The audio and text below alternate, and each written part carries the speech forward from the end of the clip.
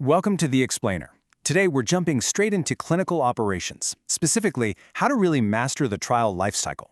Now, if you've been around clinical trials for a bit, you know the old stereotype, right? It's all reactive paperwork, scrambling like crazy right before an audit, and constantly putting out fires. But modern clinical operations, it is completely different. We've shifted away from that defensive, reactive posture and moved into a proactive, daily discipline. So we're going to explore exactly how top-tier clinical operations professionals run these trials where safety's totally locked in, delays are actually anticipated, and audits become absolute non-events.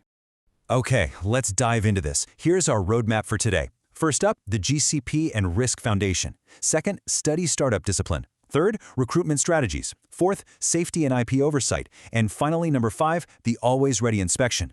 Let's see how an always-ready mindset actually strings all these phases together.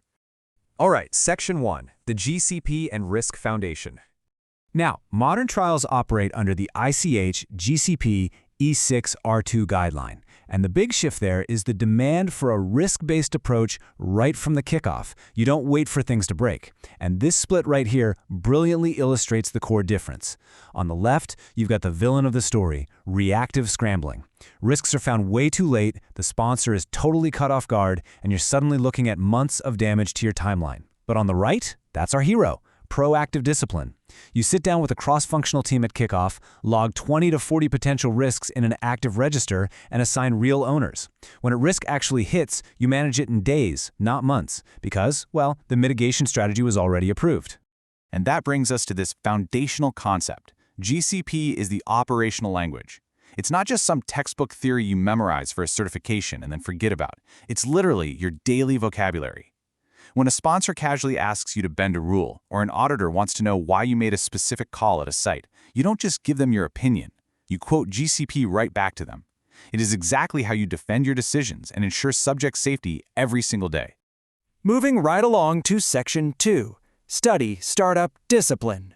If there's one thing you take away about this phase, it's that startup dictates your trial's ultimate pace, cost, and quality. Be sloppy here, and you'll be paying for it for years. Look at how this builds through a strict, non-negotiable activation gates. You move from submission-ready to approvals to site-qualified. Then you gear up for the Site Initiation Visit, or SIV. Only after that do you hit Gate 5, the green light, which formally allows the site to screen. And finally, Gate 6, first patient in. Listen, these are hard gates. If you're feeling the heat on timelines and try to skip a step, like, say, letting a site screen before that green light memo is officially signed, yeah, that is an instant major audit finding. Discipline here has to be absolute. To pull that off, operations specialists are basically running on 2 tracks simultaneously, as you can see here, country-level approvals versus site-level readiness. Up at the country level, you might be wrangling a 106-day regulatory workflow in the EU through the CTIS portal, or setting up your qualified person for drug importation. But meanwhile, down at the site level, you are parallel processing qualification visits, investigator records, and local budgets. If you try to run these sequentially instead of in parallel, your startup will literally take forever. Mastering this phase means running these complex dual tracks flawlessly. All right, once your sites are active, we transition to Section 3, Recruitment and Retention Strategies. Now, recruitment delays are the single most cited operational risk in clinical trials. It's the #1 reason we miss deadlines. And the sheer math of what happens when retention fails is honestly staggering. Take a look at this. Over $1 million. That is the potential cost of losing just one single subject in a Phase 3 oncology trial. Every withdrawal chips away at your sample size and your statistical power. Retention isn't just some nice-to-have patient care initiative.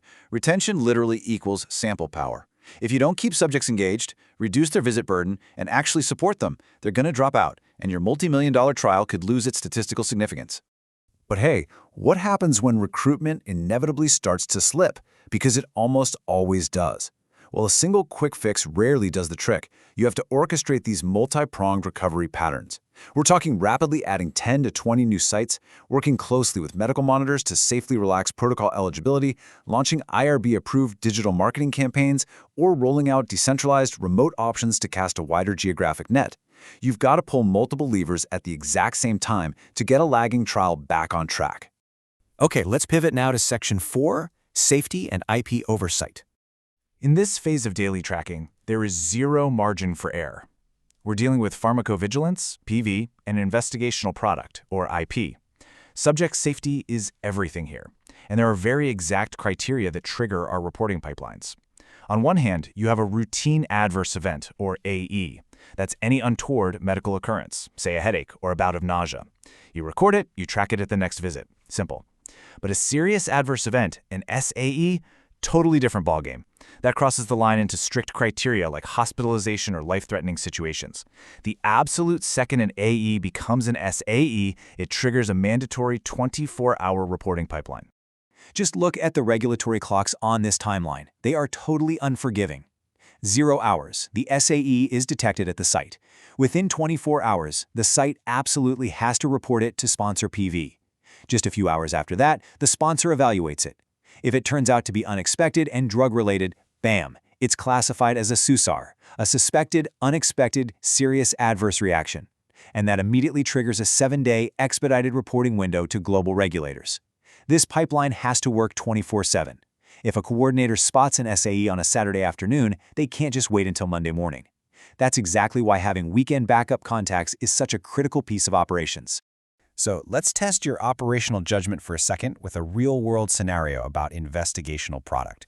Imagine this. A cold chain shipment arrives at your site after one of those chaotic weekend customs holds. You check the temperature logger, and it hit 12 degrees Celsius for 90 minutes. But the label clearly says store at 2 to 8 degrees. What do? A lot of inexperienced folks will default to a total gut feel panic and just immediately reject and destroy the product. But is that actually the right call? Actually, no. Here's the correct disciplined sequence. Step 1, quarantine the IP immediately. Step 2, notify your sponsor CMC, the manufacturing team. Step 3, and this is the absolute crucial one, review the IMPD stability data. That's the actual scientific dossier on the drug. Step 4, document an evidence-based decision. See, stability data dictates the outcome, not panic. If that data shows your biologic is perfectly fine sitting at 25 degrees for 24 hours, then your little 12-degree excursion for 90 minutes is well within the safety profile. You accept it, document your rationale, and you just saved potentially millions of dollars in perfectly good product. Which brings us to our final phase, Section 5, the always ready inspection. Let's talk about what happens when the FDA, EMA, or MHRA show up at your door, sometimes completely unannounced. Here's the secret. Inspectors know exactly where to look. They see the exact same patterns of operational failure everywhere they go. The number one trap? ICF version mismatches. That's when a subject signs an outdated informed consent form after a protocol amendment. It happens all the time. Right behind that, you've got expired investigator CVs, late trial master file filings, skipping those startup gates we discussed earlier, and elapsed trial insurance. Seriously, if you just manage these 5 things daily, you eliminate the vast majority of audit findings. And this comparison really says it all.